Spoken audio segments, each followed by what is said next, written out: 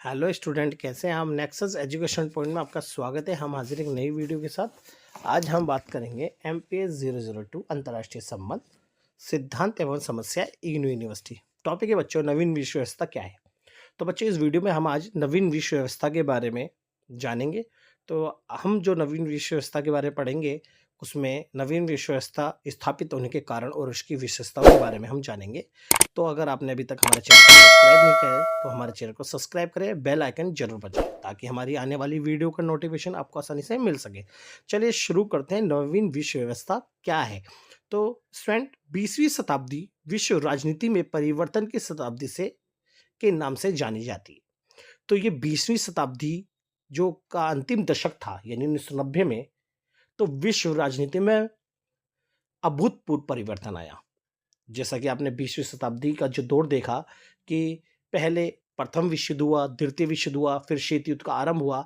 तो शीत युद्ध के आरंभ के अंत में, यानी सोवियत संघ का जब विघटन हो गया, तो विश्व में एक नई विश्व व्यवस्था स्थापित हुई। इसलिए हम 20वीं शताब्दी को हम परिवर्तन की राजनीति मानते हैं। और इस शताब्दी के अंत में विश्व राजनीति में परिवर्तन आया और पूरे विश्व में अमेरिका का वर्चस्व स्थापित हुआ। और 1990 के बाद अनेकों परिवर्तन आए। तो इस तरह से हम कह सकते हैं कि 20वीं शताब्दी विश्व राजनीति में परिवर्तन की शताब्दी थी। ये शताब्दी राजनीतिक व्यवस्था में एक महत्वपूर्ण परिवर्तन लेकर आई। 21वीं शताब्दी के प्रथम दशक की अगर हम बात करें, इस शताब्दी में परिवर्तन के फलस्वरूप विश्व में एक नई व्यवस्था का उदय हुआ। लेकिन यह बदलाव इतना सूक्ष्म रूप में था जिसे आसानी से पहचाना नहीं जा सकता, क्योंकि 21वीं शताब्दी का प्रथम दशक में जो परिवर्तन आया वो एक नई विश्व व्यवस्था था, जिसके अंतर्गत विश्व राजनीति में अनेकों परिवर्तन हुए। इसके अतिरिक्त अनेक ऐसी घटनाएं भी घटी जिन्होंने विश्व में एक नई व्यवस्था स्थापित की। इस व्यवस्था अनेक कारणों से उत्पन्न हुई। शीत युद्ध जब चल रहा था, शीत युद्ध का आरंभ 1945 से ही, यानी द्वितीय विश्व युद्ध के बाद से स्टार्ट हो गया था। और 1990-91 में, यानी सोवियत संघ के विघटन तक ये शीत युद्ध चला था। और शीत युद्ध जो था, दो महाशक्तियों के मध्य संघर्ष था। लेकिन शीत युद्ध के अंत के बाद विश्व राजनीति में एक नया परिवर्तन आया, जिसे नई विश्व व्यवस्था कहा गया। शीत युद्ध का अंत नई विश्व व्यवस्था की राजनीति की दिशा में एक महत्वपूर्ण कदम था। शीत युद्ध के अंत के पश्चात अनेक वर्षों से चली आ रही कटुता को समाप्त कर दिया, क्योंकि शीत युद्ध जब समाप्त हुआ तो सोवियत संघ के विघटन के साथ ही विश्व राजनीति में जो शीत युद्ध था उसका अंत तो हुआ, और जो अमेरिका और सोवियत संघ के बीच में जो घृणा थी और जो दुश्मनी थी वो समाप्त हो गई, जिसके कारण अमेरिकी वर्चस्व यानी अमेरिका दबदबा विश्व राजनीति में बढ़ गया। इसलिए अमेरिकी जो राजनीति में दबदबा बढ़ा, इसे ही एक नई विश्व व्यवस्था कहा गया। शीत युद्ध के बाद विश्व में अनेकों ऐसे घटनाएं घटी और ऐसे परिवर्तन और ऐसी बहुत सारी परिणाम निकले जिससे हम नई विश्व व्यवस्था को मानते हैं।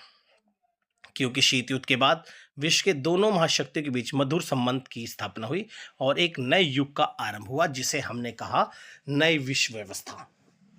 तो अब बात करते हैं हम अतः नवीन विश्व व्यवस्था स्थापित होने के निम्नलिखित कारण थे। पहला कारण है सोवियत संघ का विघटन। तो बच्चों, जब सोवियत संघ का विघटन हो गया तो अमेरिका और सोवियत संघ के बीच में जो लड़ाई थी वो समाप्त हो गई, जिससे एक नई विश्व व्यवस्था स्थापित हुई। नई विश्व व्यवस्था का आरंभ 1990 के बाद हुआ, जिसे अमेरिका द्वारा घोषित किया गया। यानी जो विश्व व्यवस्था, नई विश्व व्यवस्था जो थी वो अमेरिका के द्वारा घोषित की गई थी। सोवियत संघ के अवसान के बाद, यानी सोवियत संघ के विघटन के बाद और प्रथम खाड़ी में अमेरिका के वर्चस्व के पश्चात ही विश्व में अमेरिका का नियंत्रण स्थापित होने लगा। वास्तव में अमेरिका के द्वारा खाड़ी युद्ध अपना वर्चस्व स्थापित करने के लिए तथा तेल कूटनीति पर अपना नियंत्रण स्थापित करने के लिए ही लड़ा गया। और इस प्रथम खाड़ी के युद्ध से अमेरिका ने अपने वर्चस्व की शुरुआत करी और पूरे विश्व को यह साबित किया कि विश्व राजनीति में अमेरिका का ही दबदबा है।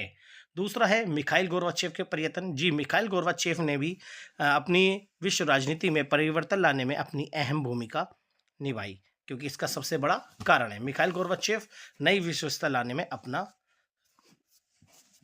कारण मानता है। जैसे कि सोवियत राष्ट्रपति का व्यक्तित्व तथा नीति भी नई विश्व व्यवस्था को सेब गिराई, क्योंकि सोवियत संघ की भागदौड़ मिखाइल गोर्बाचेव के हाथ में आ गई, क्योंकि मिखाइल गोर्बाचेव ने अपने शासनकाल में अपने दो सिद्धांतों को अपनाया, जिसे कहा गया ग्लासनोस्ट और पेरेस्ट्रोइका, जिसके अंतर्गत इन्होंने सोवियत संघ में अनेकों बदलाव करे। जैसे कि यहाँ पर इन्होंने जैसे जो पत्र पत्रिकाएं थी उस पर सेंसरशिप लागू था सोवियत संघ में सामरिक शासन व्यवस्था में, लेकिन मिखाइल गोर्बाचेव ने उसको परिवर्तन करा और उन्हें जो सेंसरशिप है उससे मुक्त कर दिया। चुनाव लड़ने की संख्या कम थी, यहाँ पर अनिश्चितकाल कर दिया गया। यहाँ पर बाहर के पूंजीवादी देशों से संबंध अच्छे मतलब संबंध नहीं बनाए जाते थे। मिखाइल गोर्बाचेव ने बाहर के देशों से भी संबंध बनाने स्थापित किए।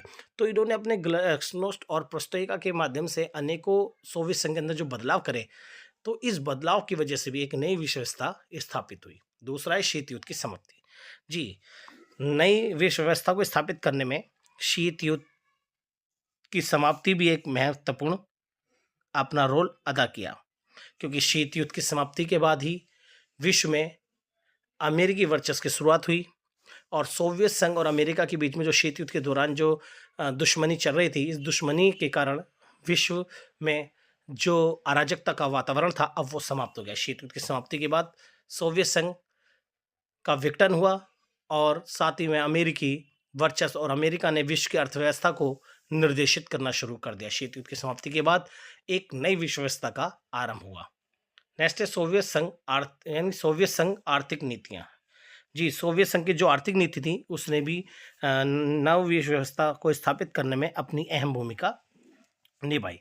सोवियत संघ की नई आर्थिक नीतियाँ भी काफ़ी हद तक नई विश्व व्यवस्था के लिए उत्तरदायी रही। सन 1980 के पश्चात से ही सोवियत संघ आर्थिक संकट से गुजर रहा था। कृषि का उत्पादन भी दिन प्रतिदिन जो था वो घटता जा रहा था। खाड़ी युद्ध के पश्चात सोवियत संघ की स्थिति और भी अधिक कमजोर होने लगी, जिसकी वजह से सोवियत संघ का विघटन हुआ और यहाँ पर एक नई विश्व व्यवस्था का आरंभ हुआ। फिर है प्रथम खाड़ी का युद्ध। जिस प्रथम खाड़ी के युद्ध ने भी विश्व राजनीति में अपनी अहम भूमिका निभाई, क्योंकि प्रथम खाड़ी का युद्ध अमेरिका और इराक के खिलाफ दोनों के बीच में लड़ा गया, क्योंकि इराक कुवैत को अपना अभिन्न अंग मांगता रहा था 1961 से, लेकिन अमेरिका नहीं चाहता था कि कुवैत इराक में मिले। तो इराक ने 1990 में इराक ने कुवैत पर आक्रमण करके 6 घंटों में उसे अपने कब्जे में कर लिया। जैसे अमेरिका को ये बात का पता लगा तो अमेरिका ने इस युद्ध की निंदा की और अमेरिका ने इराक के सामने एक शर्त रखी कि बिना शर्त के आप कुवैत को खाली कर दें, लेकिन इराक ने उसकी बात नहीं मानी। तो अमेरिका ने 34 देशों की बहुराष्ट्रीय सेनाओं के साथ मिलकर इराक पर ढाबा बोल दिया और कुवैत को आज़ाद करा दिया। इस प्रथम खाड़ी के युद्ध में अमेरिका की विजय हुई और अमेरिका ने पूरे विश्व में अपनी शक्ति को प्रदर्शित किया और अपने वर्चस्व की शुरुआत करी। ये प्रथम खाड़ी के युद्ध ने भी एक नई विश्व व्यवस्था का आरंभ किया। तो हमने ये कारण की बात करेंगे हम नवीन विश्व व्यवस्था की विशेषताओं के बारे में। तो स्टूडेंट, नवीन विश्व व्यवस्था की क्या क्या विशेषता उसके बारे में बात करेंगे। तो पहला पॉइंट है, सोवियत संघ के अवसान के बाद यानी सोवियत संघ के विघटन के बाद विश्व राजनीति में एक ध्रुवीय विश्व का आरंभ हुआ। नई विश्व व्यवस्था का प्रारंभ सन 1990 के पश्चात हुआ, जिसे अमेरिका द्वारा घोषित किया गया। सोवियत संघ के विघटन के बाद प्रथम खाड़ी के युद्ध ने अमेरिका के वर्चस्व को स्थापित किया। इस तरह से नवीन विश्व व्यवस्था में पहले एक ध्रुवीय विश्व की शुरुआत हुई, ये एक सबसे बड़ी विशेषता है। दूसरा है, वैश्वीकरण के दौर में संपूर्ण विश्व एक सूत्र में बनता जा रहा है, जिससे सभी देश की सीमाएं समाप्त होती जा रही है। तो इसका मतलब स्टूडेंट, जब शीत युद्ध चला था तो दोनों में दो विचारधाराओं का युद्ध था, यानी समाजवाद और पूंजीवाद। तो इस समाजवाद और पूंजीवाद के युद्ध में मतलब इन दोनों के संघर्ष में दोनों ही अपनी शक्ति को प्रदर्शित कर रहे थे। लेकिन जब सोवियत संघ का विघटन हो गया और नई विश्व व्यवस्था स्थापित होगी तो इसमें समाजवादी जो अर्थव्यवस्था की वो समाप्त हो और विश्व के सारे देशों ने दिन पर दिन वैश्वीकरण की नीति यानी नई आर्थिक नीति या हम कह सकते हैं पूंजीवादी अर्थव्यवस्था को अपनाने लगे, जिसके अंतर्गत वैश्वीकरण को अपनाने से विश्व के सारे देश एक दूसरे देशों में व्यापार को बढ़ावा देने लगे, जिसके कारण सभी देश एक दूसरे की सीमाओं में आ जाने लगे, जिसकी वजह से हम कह सकते हैं कि सभी देशों की सीमाएं समाप्त हो गई। इससे सभी देशों में एकता स्थापित होने लगी। ये भी एक विश्व व्यवस्था की विशेषता थी। नेक्स्ट है, उदारीकरण के कारण व्यापार के लिए कानूनी प्रतिबंधों में ढील देते हुए आयात और निर्यात को आसान बनाने का कार्य किया गया। सभी देशों ने अपने देशों में उदारीकरण को अपनाया और सभी देश पूंजीवादी अर्थव्यवस्था में स्थापित हो गए। जो देश कभी समाजवादी देश थे, जो सोवियत संघ का समर्थन कर रहे थे, आज वो भी देश उदारीकरण की नीति को अपनाने लगे। यहाँ तक कि सोवियत संघ ने भी उदारीकरण की नीति को अपनाया और बाहर के देशों यानी अमेरिका और पूंजीवादी देशों से घनिष्ठ संबंध स्थापित करने लगे, जिससे संबंध तेजी से बढ़ने लगे और व्यापार तेजी से एक दूसरे की सीमाओं में बढ़ने लगा। तो यहाँ पर जो कानून और जो नियम थे वो दिन प्रतिदिन ढीले पड़ते चले गए, जिसके आयात और निर्यात करने में हमें आसानी होने लगी। तो ये भी एक नई विश्व व्यवस्था की विशेषता थी। जो ये सारा जो काम जो संभव हुआ वो नवीन विश्व व्यवस्था के आधार पर हुआ। नेक्स्ट है, उदार लोकतंत्र की स्थापना को बढ़ावा। तो विश्व राजनीति में उदार लोकतंत्र की स्थापना को बढ़ावा मिला। सभी देश शीत युद्ध की समाप्ति के बाद उदारवादी जो लोकतंत्र है उसको अपनाने लगे। सभी देश वैश्वीकरण और पूंजीवादी अर्थव्यवस्था को अपने देश में स्थापित करने लगे और सभी देश एक दूसरे से खुलकर व्यापार करने लगे, जिससे इन्होंने वस्तु, पूंजी और श्रम का आदान प्रदान करना शुरू किया, जिससे उदार लोकतंत्र की स्थापना हुई और पूरे विश्व में उदारवादी विचारधारा को बढ़ावा मिला। नेक्स्ट है, विज्ञान प्रौद्योगिकी के क्षेत्र में दिन प्रतिदिन परिवर्तन को बढ़ावा मिल रहा है। तो नवीन विश्व व्यवस्था जब स्थापित हुई यानी सोवियत संघ का विघटन हुआ, अमेरिकी वर्चस्व की शुरुआत हुई, तो पूरे विश्व में दिन प्रतिदिन विज्ञान प्रौद्योगिकी क्षेत्र में सभी देश तरक्की करने लगे। सभी देश अपनी प्रौद्योगिकी को दूसरे देश में स्थापित करने लगे, जिससे हमने व्यापार को बढ़ावा दिया। विश्व के सारे देशों ने एक दूसरे देशों में जब व्यापार को बढ़ावा दिया तो इससे सभी देश अपनी व्यापार के साथ साथ अपनी कंपनियों को स्थापित तो किया, यहाँ तक कि अपनी टेक्नोलॉजी को भी वो एक दूसरे देशों में लाने लगे, जिससे कारण यहाँ पर विज्ञान और प्रौद्योगिकी को तेजी से बढ़ावा मिला और ये संभव हुआ नवीन विश्व व्यवस्था के अंतर्गत। नेक्स्ट, विश्व व्यापार संगठन के द्वारा विश्व में आर्थिक व्यवस्था को एक संगठित कानूनी सुरक्षा प्राप्त हुई, क्योंकि जब विश्व व्यवस्था तेजी से बढ़ने लगी तो इसमें सभी देश एक दूसरे देश में व्यापार को बढ़ावा देने लग गए और अपने संबंध मधुर करने लगे। तो विश्व व्यापार संगठन ने बहुत सारे देशों को संगठित किया और नए नए नियम स्थापित किए ताकि कोई भी देश अपनी मनमानी न कर सके।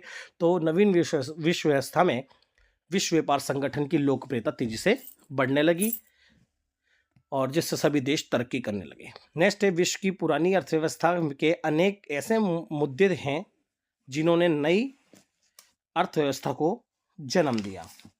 तो ऐसी बहुत सी ऐसी पुरानी ऐसी नीतियां थी या ऐसे बहुत सारे मुद्दे थे जिसके कारण आज नई विश्व व्यवस्था स्थापित हुई।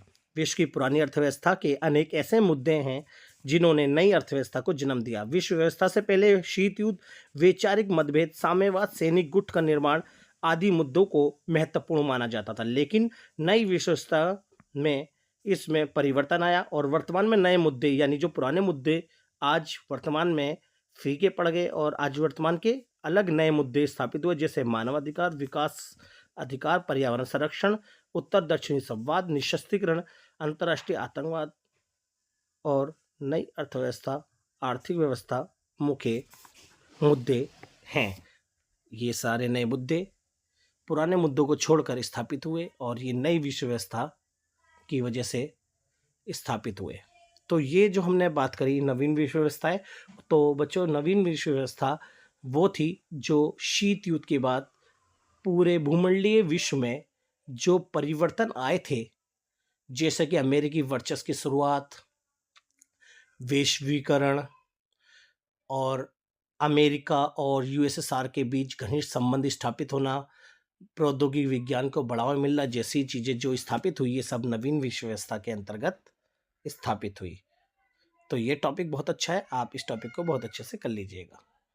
अगर आपने अभी तक हमारे चैनल को सब्सक्राइब नहीं किया है तो हमारे चैनल को सब्सक्राइब करें, बेल आइकन जरूर बजाएं ताकि हमारी आने वाली वीडियो का नोटिफिकेशन आपको आसानी से मिल सके। लाइक, कमेंट, शेयर करना ना भूलें।